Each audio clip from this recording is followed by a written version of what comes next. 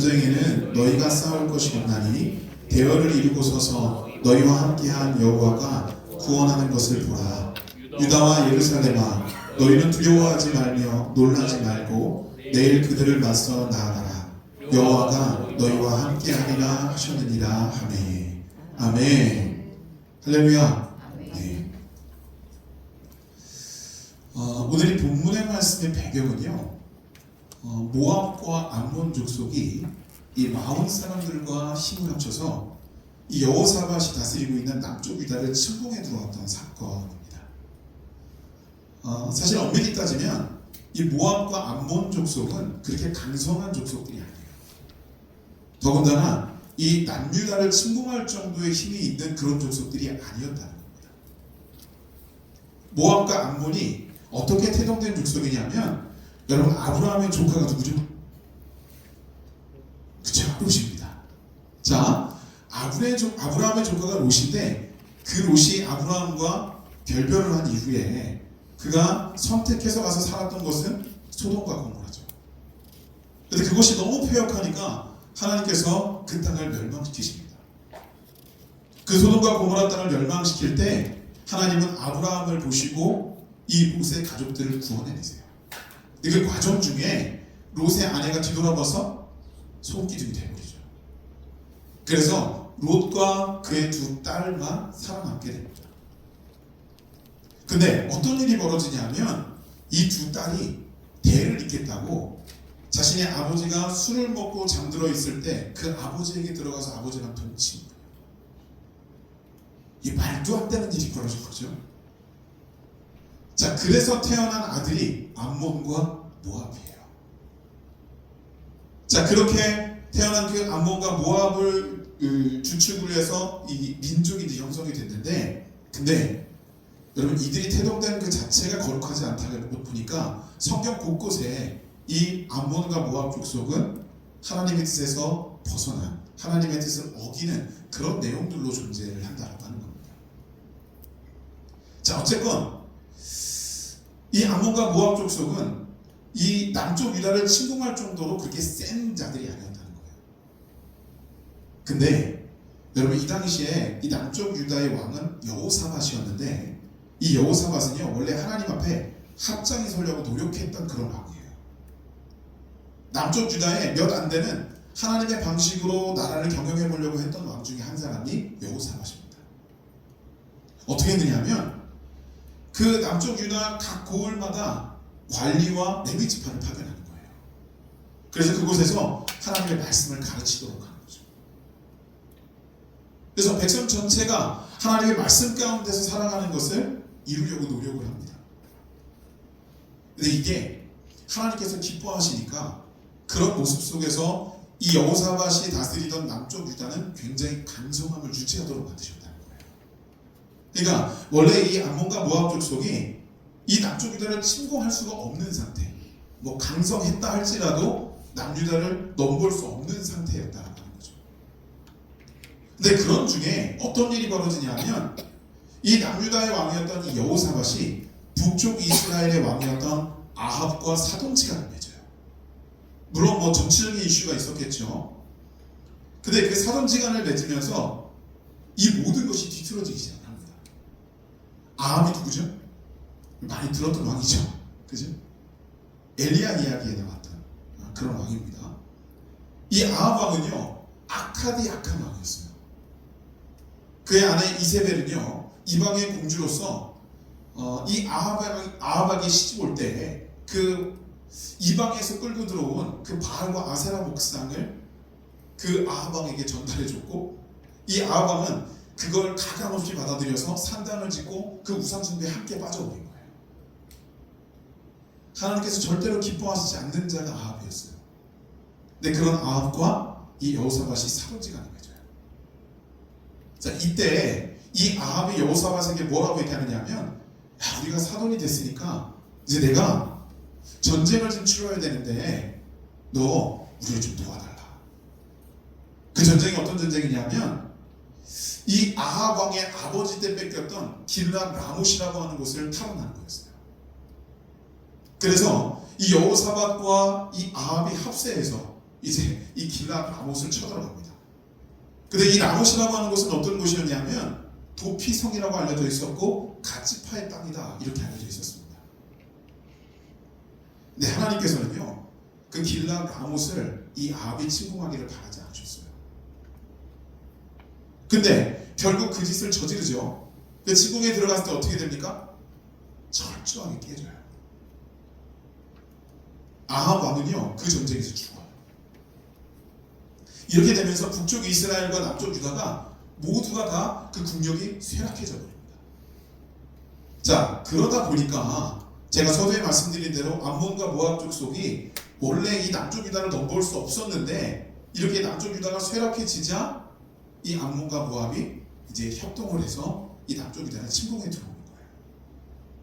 근데 뭐 원래였다면 이 여호사밧의 남쪽 유다는 그 암몬과 모압 족속에 혹여나 쳐들어온다 하더라도 별로 그렇게 한편으로는 흥하고 콧방귀 낄 수 있는 그런 상황이었는데 근데 워낙에 지금 이 국가의 그 능력이 쇠락해진 상태이기 때문에 암몬과 모압 족속이 쳐들어오는 그게 굉장히 위협적이었다는 겁니다. 자, 이때 이 여호사밧은 어떻게 하느냐면 정신을 차려요. 전쟁 준비하던 모든 것들을 내려놓고 하나님 앞에 무릎 꿇습니다. 그리고 하나님 앞에 기도해요. 백성들에게 금식을 선포하고 함께 회개하며 기도하는 거예요. 자, 그 기도 이후에 하나님께서 여호사밧에게 하셨던 말씀은 본문의 말씀이에요. 전쟁 내가 할 거야. 너 걱정하지 마. 두려워하지 마. 너는 아무 걱정하지 말고 내일 싸우기 위해 전쟁터로 나아가라. 내가 너와 함께 할 거야. 내가 너희와 함께 할 거고 내가 이 싸움 싸울 거야. 여러분 다른 존재도 아니고 하나님께서 이런 메시지를 우리한테 주신다면 이거 얼마나 든든하겠어요. 그죠? 하나님의 그 메시지를 들은 여호사밧은요 하나님의 뜻대로 하나님의 말씀대로 행합니다. 백성들과 함께 협의를 해서 레위 지파로 구성된 성가대를 조직해서 그 군 병력 맨 앞에 세워요. 그리고 싸우기 위해 앞으로 나아가는 거예요. 여러분 되게 멋있을 것 같지 않으세요? 그죠? 전쟁터로 나아가는데 막 앞에서 막 찬양대가 찬양을 부르면서 나아가는 거예요. 제가 지난 주간에도 레위 지파에 대한 설명을 드리다 말씀을 드렸잖아요. 레위 지파는 남자들의 계수에도 듣지 않는 이들이었어요. 그들은 일하지도 않고 토지도 없었어요. 하나님께서 나머지 11개 지파가 이 레위 지파를 먹이게 하셨고 전쟁이 나도 레위 지파는 군병력으로 쓰지 않았어요. 하나님의 성전과 하나님의 거룩한 뜻을 위해서 쓰임받는 족속이었기 때문에 그래요. 근데 여러분 레위 지파가 지금 어떻게 됐어요? 전쟁에 나가지 않았나요? 그게 아니죠. 어떻게 해요? 맨 앞으로 진행해 나가는 거예요. 여러분 이 전쟁이 어떻게 됐을까요? 하나님께서 일하셨고 하나님께서는 여호사밧의 손을 들어주셨다는 거예요. 여러분 모든 것의 시작점이 하나님이세요. 모든 문제의 해결점도 하나님이세요. 그래서 우리는 하나님 앞으로 나아가는 것이 우리 인생의 목표가 되어야 되는 게 맞아요. 문제가 발생하잖아요. 어떻게 해결하지 고민하지 마시고 하나님 앞으로 나오시면 돼요. 더더군다나 내가 죄를 지었잖아요. 그럼 이거 도저히 해결할 수 없는데 그리고 낭망하고 쓰러져 계시지 마시고 하나님 앞에 나오시면 돼요. 그리고 하나님 앞에 솔직하게 그 죄를 탁 내려놓으시면 돼요. 하나님과 우리와의 관계 가운데 가장 중요한 내용, 하나님과 우리와의 관계를 가장 명확하게 설정해 줄 수 있는 내용이 바로 회개예요. 나는 죄가 없는데? 아니에요. 태초일에는 우리에겐 죄가 언제나 넘쳐 흐르거든요. 근데 그 죄를 우리가 어떻게 해야 돼요? 하나님 앞에 내려놓고 하나님 앞에 아뢰고 우리가 하나님과 함께하는 자리로 나와야만 한다는 겁니다. 하나님께서는요 어떤 의미에서 본다면 우리가 하나님 앞에 회개해야 됩니다라는 의식을 가지고 각인해서 하나님 앞에 나오기도 하지만 우리가 회개해야 될 거리들을 잊고 산다면 하나님께서 그 회개의 거리들을 기억나게 하시고 또 하나님께서 하나님의 자의적으로 그 회개를 이루도록 하시는 경우도 있어요. 이스라엘 백성들이 바벨론 포로기를 겪고 1차, 2차, 3차의 귀환을 겪을 때 그때 그 이스라엘 백성들이 범죄했던 그 내용들 사실 조상 때의 범죄거든요. 하나님을 배격하고 우상 숭배했던 그것 때문에 바벨론으로 끌려갔던 그 상황이었는데, 근데 그걸 후손들인 에스라, 느헤미야 시대에 그들을 통해서 회개토록 만드신다. 여러분, 하나님은요 오래 참으시고 우리에게 관용을 베푸시는 분이 맞아요. 근데 그 관용을 의미 없이 그냥 던지시는 분은 아니에요. 우리가 분명히 해결해야 될 것을 해결하고 또 하나님 앞에 온전히 이루어야 될 것을 이루고 나아갈 때 하나님께서는 거기에 대해서 합당한 부분으로 하나님의 거룩한 역사를 표해 주신다는 거예요. 그러니까 사실 따지고 보면 우리는 걱정할 게 하나도 없어요. 내가 지은 죄를 온전히 인식하지 못해서 하나님 앞에 기도하지 못하면, 회개하지 못하면 어떻게 합니까? 이 걱정도 하실 필요가 없는 거예요. 내가 하나님 앞에 회개하고 주님과의 관계를 돈독하게 온전히 맺고자 하는 의식이 있으면요, 그 의지 가운데 내가 혹시라도 연약하고 부족해서 기억나지 못하는 것이 있다면 하나님께서 그 기억나게 하시고, 또 내가 하나님 앞에 차마 무릎 꿇지 못한다면 하나님께서 우리를 무릎 꿇는 자리로 이끌어 주세요.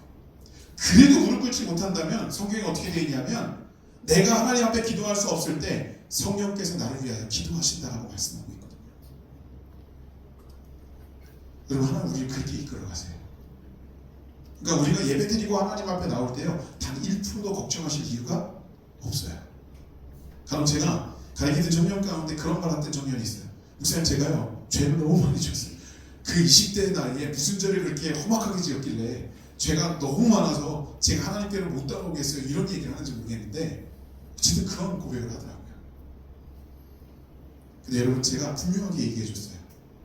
너는 하나님을 떠나 있을지 몰라도 하나님은 단 한순간도 너의 범주에서 벗어나신 적이 없다. 네가 죄 지을 때도 하나님 그거 모르실 것 같으냐? 다 알고 계신다. 그러면 지금 이 순간에 네가 내가 하나님께로 돌아가고 싶어요. 내가 지금 하나님 만나고 싶어요. 내가 하나님과 함께하고 싶어요. 이 고백만 우리 안에 투철하다면 하나님께서는 우리를 마다하지 않고 받아주시고 안아주실 것이다 라고 하는 거예요. 여러분, 그 하나님을 믿으시죠? 그 하나님의 사랑이 오늘 이 시간 저와 여러분들에게 임하고 있음을 분명히 믿고 계시죠? 그렇다면 다시 한번 말씀드립니다. 걱정하지 마세요. 때로는 모르고 지은 죄, 알고 지은 죄, 어떤 것이든 하나님께서는 우리를 사랑하시기 때문에 그 모든 것들을 우리 안에서 해결하세요. 그러니까 우리는 그분을 믿고 그분 앞에 의지를 가지고 그분을 선택하며 나가기만 하면 우리에게 그 모든 일들은 온전히 이루어질 수 있다라고 하는 것입니다. 여러분, 하나님께서 우리에게 이루어주시는 그 일을 기대하십시오. 우리가 오늘 찬양하면서도 예수의 길, 내가 정말 안개 속을 헤맬 때, 정말 힘겹고 어려울 때, 그때 내가 손을 내밀면 내 손을 잡아주시는 그 주님. 때로는 내가 손조차 내밀지 못하고 힘겨워서 웅크리고 있을 때 나를 와서 가만히 안아주시고, 내가 홀로에 걸을 수 없어서 아파하고 힘들어할 때 나를 들쳐 업고 걸으시던 그 주님의 모습. 오늘 이 시간 저와 여러분들에게도 그 주님의 사랑과 그 모습이 분명히 이루어지고 있음을 기억하시길 바랍니다. 기뻐하세요. 감격하세요. 감사하세요. 오늘 이 시간 하나님이 우리를 위하여 일하시며 싸우십니다. 기도하겠습니다. 거룩하신 하나님, 우리의 연약함과 부족함이 있지만 그런 하나님, 우리와 함께 하시는 줄 믿습니다. 내가 얼마나 연약한지 나를 위하여 일하시는 그 하나님을 배격하고 떠나고 하나님이 가장 싫어하시는 죄 가운데 머물기도 했습니다. 그러나 이 시간 우리가 하나님께로 다시 돌아서길 원합니다. 하나님께로 나아가길 원합니다. 주님을 향하여 우리의 손을 들이사오니 하나님, 우리를 붙잡아 주시옵소서. 신실하게 주님의 길을 걷는 돌아오는 한 주간이 되게 하시고 우리 모든 성도들에게 하나님의 거룩하고 기쁜 하나님의 축복된 인생이 이 한 주간에도 펼쳐지게 하여 주시옵소서. 함께 하신 하나님 감사드리며 예수님의 이름으로 기도드렸습니다. 아멘. 광고 말씀은 주보를 좀 참조해 주시기를 바랍니다. 특별히